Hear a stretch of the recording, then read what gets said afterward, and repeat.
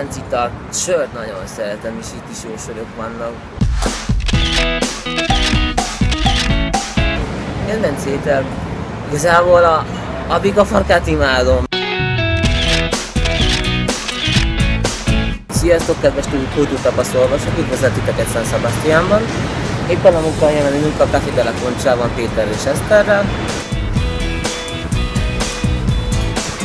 Igazából először Barcelonában akartam menni dolgozni, mert a magyarországi munkahelyemen igazából egy évet leúztam egy olyan helyen, ahol más 2-3 hónapig bírja.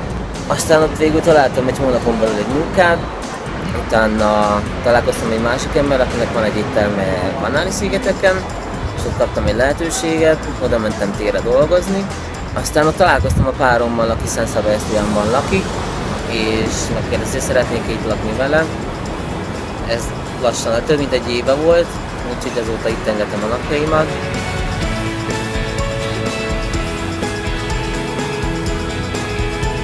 Itt San Sebastiánban tök mindegy, van egy csillaga, vagy 2-3 egy étterem, teljesen mindegy, hogy hova mész, mert egyszerűen én még nem voltam olyan helyen, ahol rossz ételt kaptam volna az asztalnál. És én is egy olyan helyen dolgozom, ahol naponta 200 embert kiszolgálunk, de mindig próbáljuk a legjobbat kihozni abból, amit tudunk. Hát legtöbbször baszk vagy spanyol ételeket próbálunk csinálni, de mivel van itt perui, mexikói, vagy éppen én magyar, ezeket próbáljuk belevinni a mindennapokba, úgyhogy elég változatos a menü minden egyes nap. Volt már magyar fogása? Lángos. Lángos. Csináltál lángos? Igen. És hogy ízlett? Imádták. Amihez hozzá kell szoknom, hogy nem nagyon használnak erős fűszereket. Sót szinte alig használnak, és számomra itt egyszerűen sótlanul főznek. De amihez nehéz vagy hozzászokni, hogy én szeretek csendben dolgozni, nyugiban. Szinte konyhán, ugye spanyolokkal dolgozom, vagy dél-amerikákkal, akik egész nap szinte üvöltözve beszélnek. Amit itt imádok, az időjárás. Én nagyon szeretem az esőt, engem mindig is szerettem. Otthon is, hogyha szakadt az eső, az volt a kedvencem.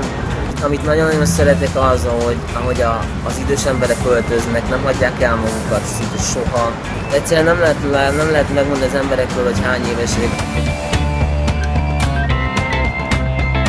Elmondhatom azt, hogy itt találtam meg magam. 2 éve jöttem el Magyarországról, és igazából itt érzem magam először otthon.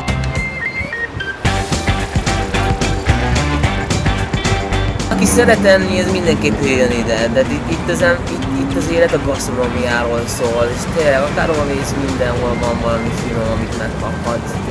Vagy éppen, hogyha szereted az esőt és nem akarsz Londonban élni, az zárkózott emberek között, akkor gyere ide élni.